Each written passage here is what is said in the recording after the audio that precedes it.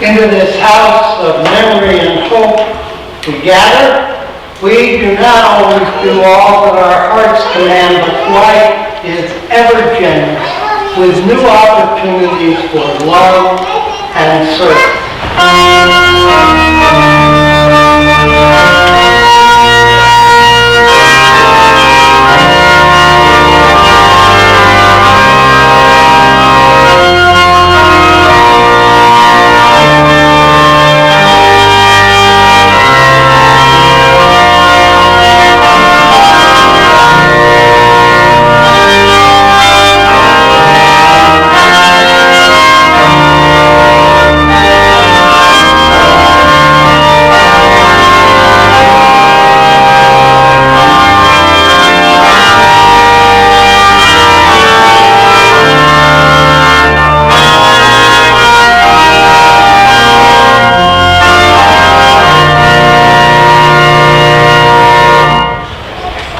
So, do you remember what holiday we were celebrating?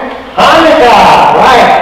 And because today is the 7th day of Hanukkah, 7 candles are lit. Now, at sunset tonight, what happens? Yes! The 8th candle is lit. But can't do it now because not until sunset. Yes. What? Yes. Oh, this is the leader. This one doesn't count. All the leaders. Yes. Good morning, my friends. How's everybody today? Okay, I have a very important question for you. I'm not sure you're going to be able to get this. Who is our minister? Reverend Terry. Good job. Reverend Terry is sitting right here. You can all see Reverend Terry is our minister today. What can we say about Reverend Terry? What can we say? Yeah. He's nice. Very nice. He's funny. He obviously likes the color red. What else can we say about Reverend Terry? Is he male or female? He's male. Is he tall or short? Tall. Is his hair light or dark? What color eyes does Reverend Terry have? Blue. Take a look. Brown eyes. So this is what a minister looks like, right? This is what a minister looks like. Wait 1 second. Do we have any other ministers with us here today? If you're a minister, stand up. Oh my gosh. So what can we say? We have Reverend Ellen, we have Reverend Claire, we have Reverend Jane. What can we say about them? Do they look exactly like Reverend Terry? They're female. Wow. So a minister can be a man or a woman? Like what? Rainbow? Reverend Jane loves the rainbow colors. What else can we say? How do these ministers move? Are they walking on their legs? So ministers walk on their legs. So maybe your grandmother looks black and so that. Very nice. Thank you for sharing that, Ivy. So we know that ministers can look all kinds of different ways. They can be short or tall, male or female, older or younger. We have one that wants to be minister, a young one over there, not quite though. He's very young. So that's not involved. He wants to be a minister. He doesn't count yet because he's too young for it. So very young. Ministers can walk on their feet or be in wheelchairs. They can be gay, straight, bisexual, or transgender. together. The important thing we have to think about today is that every minister has qualities that are unique and helpful to us. It is very important for us to find out what qualities our next minister has that are helpful to us, and not be so concerned about what they look like on the outside, but what wonderful qualities they have for us on the inside. Okay? You guys are ready to do that, right? Thanks. Now, before you go, we have our second Advent calendar to light today. The 4 candles on the wreath count down through the seasons dark, leading us into the light, helping us be patient. On the second Sunday of Advent, we light the candle of peace. Let us pray. May this time of waiting inspire our courage. May we find the soft spot in the pressures of the season and stay with it as we discern our way forward. May we be filled with loving kindness. May we be at ease and discover the true practice of peace within us, so that there may be peace in the world. Go now in peace.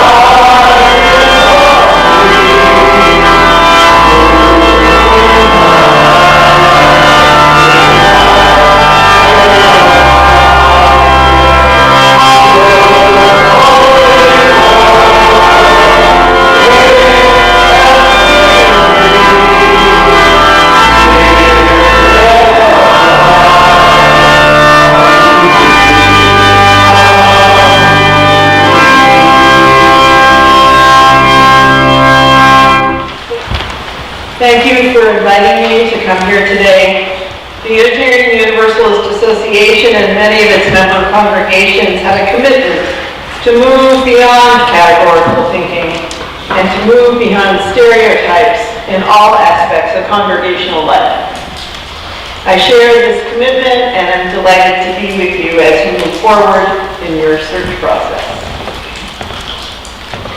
We, the member congregations of the Unitarian Universalist Association, covenant to affirm and promote the inherent worth and dignity of everyone.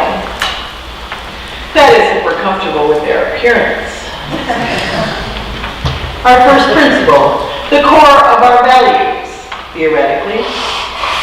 But do we truly affirm and promote the inherent worth and dignity of every person? Or do we pick and choose among those that we approve of or are comfortable with? I'd like to share some things that I've overheard or been told directly in my church, in my childhood home, and in other situations. I was at a contra dance at church last night, and a man kept asking me to dance.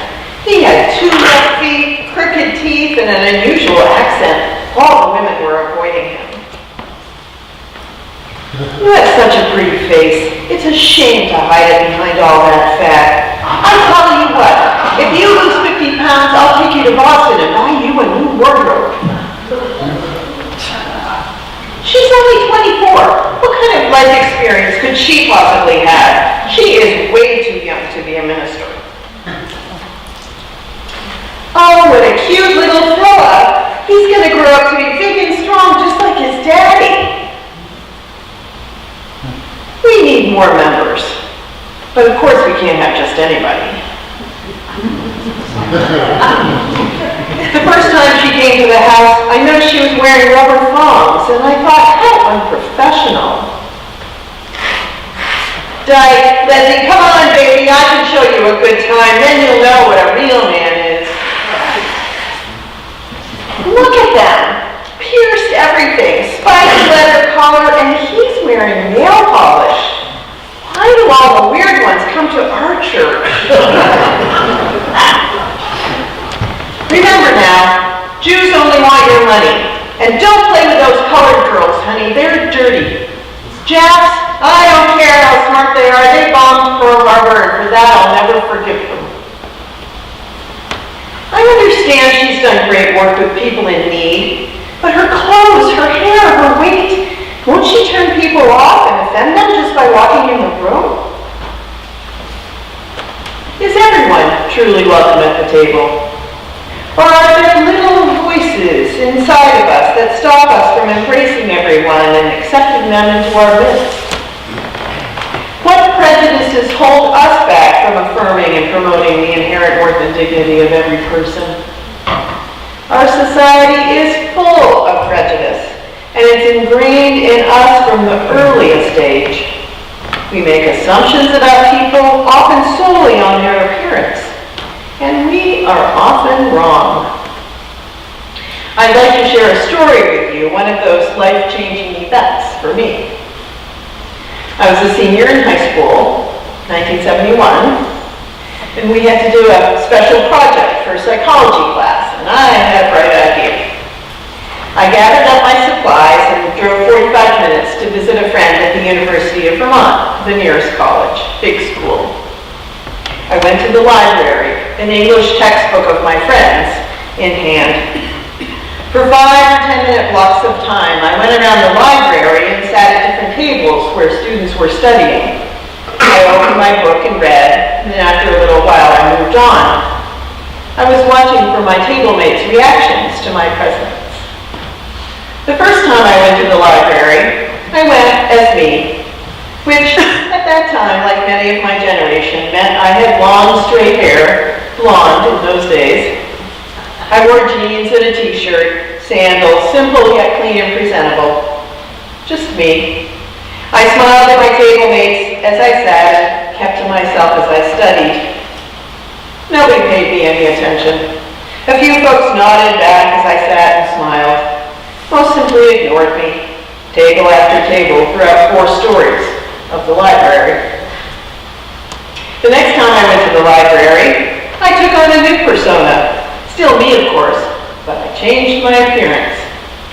This time, I went with greasy hair, ripped overalls and t-shirt, barefoot, and a while since I had bathed. Fragrant and quite slovenly. Same textbook, same game plan while wandering around the library. Approach a nearly full table of students, sit down and smile, open my book, and read. At every table, everyone got up and left. No one acknowledged my presence, not a nod, not even a disgusted look. They just got up and left. Okay, maybe you can see where this is going. The third and last time I went to the library, I assumed a prep girl persona. Makeup, hair up in a bun, nice white blouse and plaid skirt, stockings, heels, perfume, discreet jewelry, clean and neat. Walk around, sit down and smile, open book and read. At every table, I was acknowledged by someone, by everyone. Smiles, nods, in some cases light conversation. Oh, I'm taking that class too. That sort of thing. 2 requests for a date. I was stunned. It was still me each time, whatever my appearance. Yet I was ignored, avoided, or acknowledged simply because of my clothing, my appearance. What surface depths are we missing in people when we don't move beyond the surface label? Woman, man, gay, straight, old, young, white, black, pagan, Christian, rich, poor, waitress, lawyer. What assumptions do we conjure up in our minds when we meet someone or see someone on the street? We see a supersized woman and what goes through our minds? She should lose some weight. I feel sorry for her. At least I'm not that bad. What a beautiful woman. We see a carload of young men of color and what happens? Automatic internal fear? I wonder what they're up to. What are they doing in my neighborhood? Do I look vulnerable? We pass by a homeless person who calls out spare any change. We feel sorry. We offer thanks that we have a roof over our heads. We toss some quarters into their cup. But if we see the same person every day for 2 years in a row, when is she going to get her life together? I wonder how much she makes sitting here every day. What kind of life could she possibly have? Would we ever actually sit down and ask her? I'd like to go back to the statements I made earlier and share the rest of the story. I was at a contra dance at church last night and the man kept asking me to dance. He had 2 left feet, crooked teeth, and an unusual accent. All the women were avoiding him. When this woman continued her story, she went on to tell me that a group of people from the dance went out for coffee afterwards and this mysterious man was in the group. The women continued to be uncomfortable until people finally settled down and started talking. It seems that this fellow had a PhD in comparative religions, taught at the local university, and was absolutely fascinating. By the end of the evening, my friend had asked him out on a date. You have such a pretty face, it's a shame to hide it behind all that fat. I tell you what, if you lose 50 pounds, I'll take you to Boston and buy you a new wardrobe. This came from my mother when I was in my 20s.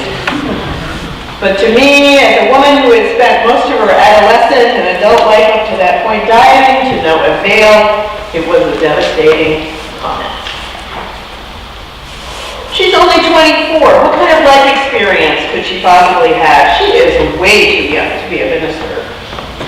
This was heard in the halls of my seminary, the Starking School for the Ministry. Future Unitarian Universalist ministers working hard to confront our own issues, our prejudices, and possible blocks to an effective ministry, yet ageism ran strong. Well, I'll tell you what this 24-year-old had to offer. She had encyclopedic knowledge of the Hebrew Bible, having graduated with honors from Swarthmore with a major in religion. But more than that, she had a gift for worship and ritual, for active listening, and for wholehearted play. She became my best friend there, even though I was almost twice her age. She was the person I turned to help me through the rough spots. Oh, what a cute little fella. He's going to grow up to be big and strong, just like his daddy. This was said about my daughter, Dana. Even cute little bald-headed babies have assumptions made about them. Even dressed in pink, strangers in the supermarket assumed she was a boy. And strong like her daddy? Much stronger, certainly now as an adult. We need more members, but of course we can't have just anybody. I am not proud to say that this was heard at a church I served when we were discussing growth. Perhaps the speaker was bold to speak up and say what many people think but dare not express. It's often best to get our fears out into the open and face them. I find many Unitarian Universalists assume that potential UUs must have a high IQs and a firm intellect, never mind a substantial income.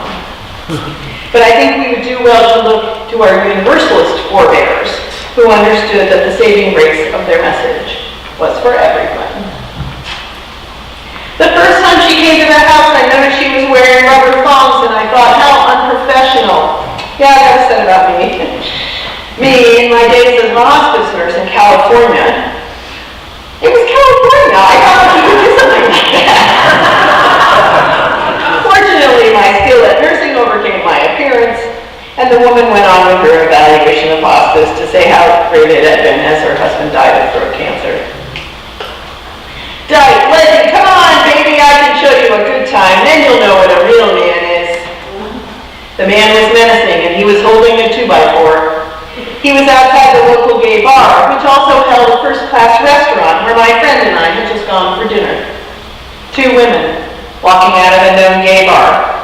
We were a target, whether or not we were lesbians, whether or not we were lovers, whether or not we had male partners. And we ran straight to the nearest police station and reported our potential assailant. Look at them, pierced everything, spiked leather collar, and he's wearing nail polish. Why do all the weird ones come to our church? Yes, this comment too came at one of the congregations I served. I cringed when I heard it. And I watched as this young couple embraced our faith and embraced church life. I watched as they came every Sunday, as they pledged 10% of their very low income, as he developed our sound system and our website, handled all the computer problems. She chaired the RE committee eventually, finally sat on the board. Their 3 kids considered church to be home, and the parents remained pierced, spiked, and polished. Remember now, Jews only want your money. Don't play with those colored girls, honey, they're dirty. Jacks, I don't care how smart they are, they bombed Pearl Harbor, for that I'll never forgive them. These comments were heard in my childhood home. Growing up in Vermont, the whitest state in the nation, meant automatic prejudice, simply out of fear of the unknown. The first family of color moved to my town in 1970. If the man hadn't been a high school teacher, they probably would have been run out of town. My parents never had an opportunity to face their assumptions about others. The only others we had in our community were the Catholic French Canadians. Jewish people didn't even exist in those days except in mythology and stereotype. I met those dirty colored girls when my family was on a trip. We were staying at the same hotel in Arizona, and the girls and I were swinging on the playground when my mother called me back to the room. I didn't understand. They didn't look dirty to me, and I was having fun with them. But it was obvious my parents were very upset, so I didn't argue and I stayed in the room. And how was I to know that the Japanese culture holds a rich source of faith traditions as well as ordinary people like my family who only want to live in peace? The bombings of Hiroshima and Nagasaki were portrayed as heroic moments for my country, with no respect or honor for the country that was so devastated. Interestingly, later in my father's business career, he spent several weeks a year in Japan and embraced the Japanese culture and her people. It's amazing what a little first-hand experience can do for even racist Vermonters. I understand that she's done great work with people in need, but her clothes, her hair, her weight, won't she turn people off and offend them just by walking in the room? This was heard at a congregational meeting, voting on whether or not to ordain a longtime member who had gone to seminary, passed successfully through the ministerial fellowship committee, and was asking to be ordained by her home church. Simple, right? Apparently not, for she was transgender, and the negative comments clearly reflected people's discomfort with this area they did not yet fully understand. A discomfort with her appearance and not her skill at pastoral care, preaching, or teaching. Time to breathe. Why is this so hard? It seems just when we work on our prejudices and assumptions in one area, it's time to move on to another area. Sexism, ageism, racism, heterosexism, classism, sizeism, genderism. The list is endless. Wouldn't it be easier if everybody was just like me? No? We live in a world blessed by difference. And like a lush and vibrant flower garden, we each add our beauty to the whole. How boring it would be if we were all marigolds or zinnias or roses. Our differences add depth and richness to the landscape of our lives.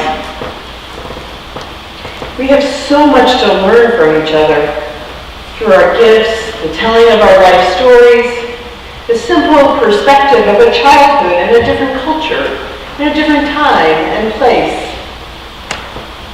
Inside and here lies our wholeness as people. If we do not take the time to look inside each other, our lives will be less rich. If we make assumptions about one another based on appearance, we might miss out on an opportunity to know one another heart to heart. Like Jesus, who reminded us to love our neighbors as ourselves, we cast the first stone only if we were without sin. We can welcome everyone to the table. In fact, I believe our faith calls us to do just that. To put aside our assumptions and prejudices and to reach out for each other. Let us make a place for everyone here at our table of Unitarian Universalism. Let us create the world we want to see. Let us bring wholeness and joy and conflict and trust and beauty here to the table. And let us truly affirm and promote the inherent worth and dignity of every person. Amen.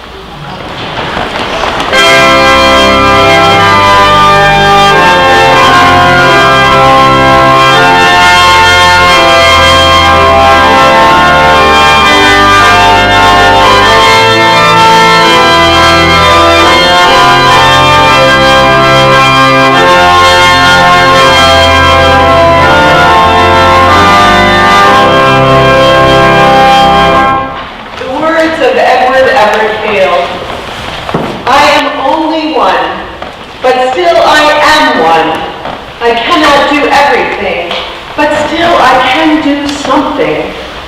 And because I cannot do everything, I will not refuse to do the something that I can do. Blessed be. Go in peace.